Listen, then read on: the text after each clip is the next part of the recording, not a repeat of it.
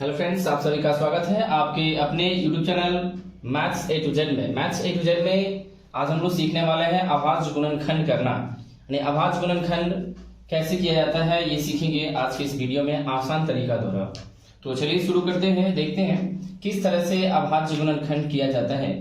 तो जैसे मान लीजिए कि आपके पास है 24, इस 24 का अभाज्य गुणनखंड करना है, कैसे करेंगे? तो देखिए पहले समझ लेते हैं कि अभाज्य संख्याएं कौन कौन सी होती हैं। तो अभाज्य संख्याएं वैसी संख्याएं होती हैं जिसका केवल दो फैक्टर होते हैं, यानी वह संख्या और एक और वह संख्या दो गुणनखंड होंगे, उसे हम अभाज्य संख्या कहते हैं। उसी अभाज्य संख्याओं से हम इसको बारी बारी से भाग करते हैं, इसी को अभाज्य गुणनखंड कहते हैं। जैसे देखिए यहाँ पे 24 का अभाज्य गुणनखंड। तो देखिए 24 को हम छोटे से छोटे वैसी संख्या जिससे हम काट सकते हो, यानी अभाज्य संख्या से काटना होता है, इसी को हम कहते हैं अभाज्य गुणनखंड। जैसे 2 है, अभाज्य संख्याएं जो है 2 है, 3 है, 5 है, 7 है, 11 है, इस तरह से संख्याएं हैं। इन्हीं संख्याओं से हम इसे भाग करते जाएंगे, यानी काटते जाएंगे। तो 2 से अगर हम इसको लगाते हैं, यानी 24 को काटते हैं, यानी 2 से हम 24 को भाग देते एक तरह से सब। तो देखिए यहाँ पे 24 को हम 2 से भाग देंगे तो हो जाएगा यहाँ पे 12। फिर यहाँ देखिए 12 किससे कट सकता है?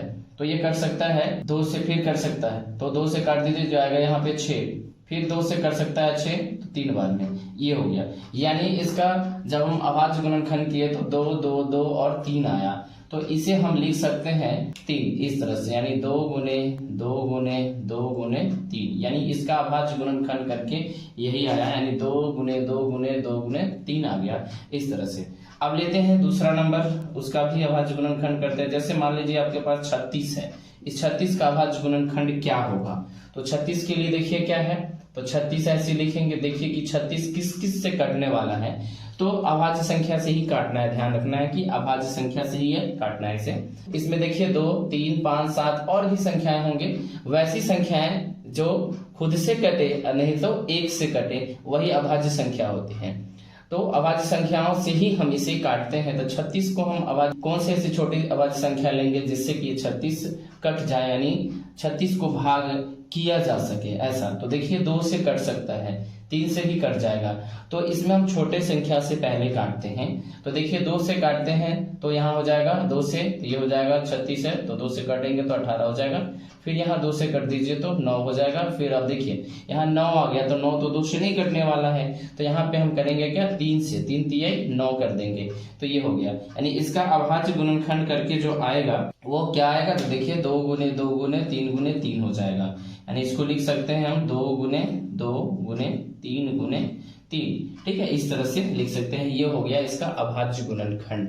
ठीक है, तो इसी तरह से और भी लेते हैं। 80 का अभाज्य गुणनखंड करना है। 80 देखिए, अब 80 के लिए क्या होगा, 80 का अभाज्य गुणनखंड, तो यहाँ पे लिखेंगे 80 ऐसे, और फिर इसको हम अभाज्य संख्या से बारी बारी से भाग करते जाएंगे। तो देखिए 80 जो है 2 से काट सकता है, तो 2 से काट दीजिए 80 को। तो फिर इसी तरह से 2 से 40 को काट देंगे तो 20 हो जाएगा। इसी तरह से 2 से काट दीजिए 20 को, तो 10 हो जाएगा। फिर इसको 10 को काट दीजिए 2 से, तो 5 हो जाएगा। ये आसान, यानी 2 से काटना मतलब क्या है, आधा आधा कर देना होता है, तो आधा आधा कर दीजिए, आसानी से ये बन जाएगा। अब देखिए यहाँ पे कितना आ जाएगा, तो 2 2 2 2 4 बार है, और ये 5 1 बार है, तो यहाँ लिखे 2 गुने 2 गुने 2 गुने 2 गुने 5, यानी 80 का अभाज्य गुणनखंड किए तो आ गया 2 गुने 2 गुने, यानी 2 2 2 2 4 बार गुना है, और 1 5 आ गया। तो इस तरह से यानी 80 का अभाज्य गुणनखंड करके यही आया। अब इसे हम एक और तरीका से लिख सकते हैं इसको, यानी देखिए 2 2 2 कितनी बार है, तो 2 2 4 बार है, तो 2 पे पावर 4 लिख दीजिए, और गुने 5 पे पावर 1 है, यानी एक ही बार 5 है, इसलिए हम 1 नहीं लिखेंगे, ऐसे ही रहने देंगे 5 को। बस इस तरह से भी हम इसको एक्सप्रेस कर सकते हैं, इस फॉर्म में भी रख सकते हैं। 4 बार था इसलिए 4 पावर दे दी, 3 बार था तो 3, 6 बार है तो 6, ऐसे दे सकते हैं। इसी तरह से लेते हैं और भी 124 को, यानी 124 को हम अभाज्य गुणनखंड करते हैं। तो देखिए इसका क्या होगा, अभाज्य गुणनखंड करके क्या आता है। तो देखिए यहाँ पे है 124, लीजिए 124 लिख दीजिए। अब इसको देखिए 2 से कटने वाला है ये भी, तो 2 से काट देंगे हम, यानी 2 से लगाएंगे तो 12 के लिए 6 हो जाएगा, 4 के लिए 2 हो जाएगा। इसी तरह से फिर लगा दीजिए, इधर 2 से, तो 6 को काटिए 2 से तो 3 बार में, और 2 को तो 1 बार में, यानी इसका अभाज्य गुणनखंड करके कितना आ रहा है। तो देखिए यहाँ पे आ गया, इसके लिए आया 6, इसके लिए 2, इसके 2 से काटे तो 3, और यहाँ पे 1 आ गया, यानी इसका गुणनखंड करके जो आया है संख्या वो है मेरा 2 गुने 3 1, यानी 2 गुने 2 गुने 31 हो गया, यानी इसका अभाज्य गुणनखंड करके ये आया। इसी तरह से हम लोग आसानी से अभाज्य गुणनखंड कर सकते हैं।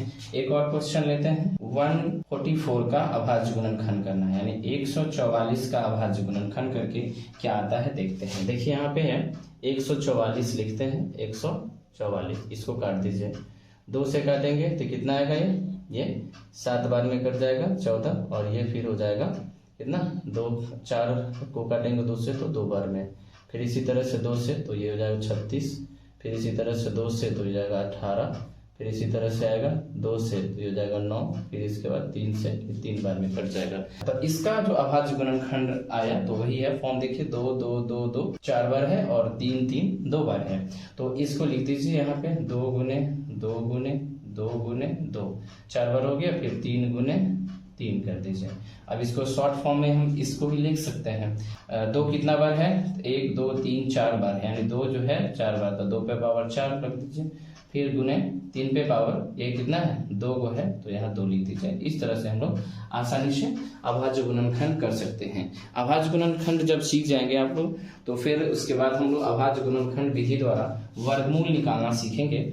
इसी अभाज्य गुणनखंड की मदद से वर्गमूल निकालना भी सीखेंगे, जो वर्गमूल निकालना बहुत ही आसान हो जाएगा इसको सीखने के बाद। तो आज के लिए इतना ही, फिर मिलते हैं अगले वीडियो में। अगर वीडियो अच्छा लगा तो वीडियो को लाइक करें, शेयर करें। अगर चैनल पर नए हैं तो चैनल को सब्सक्राइब करके बेल आइकन को जरूर दबा लीजिएगा, जिससे कि आने वाले नए वीडियो का नोटिफिकेशन आपको जल्दी और सबसे पहले मिल पाए। Thank you for watching this video. Thank you.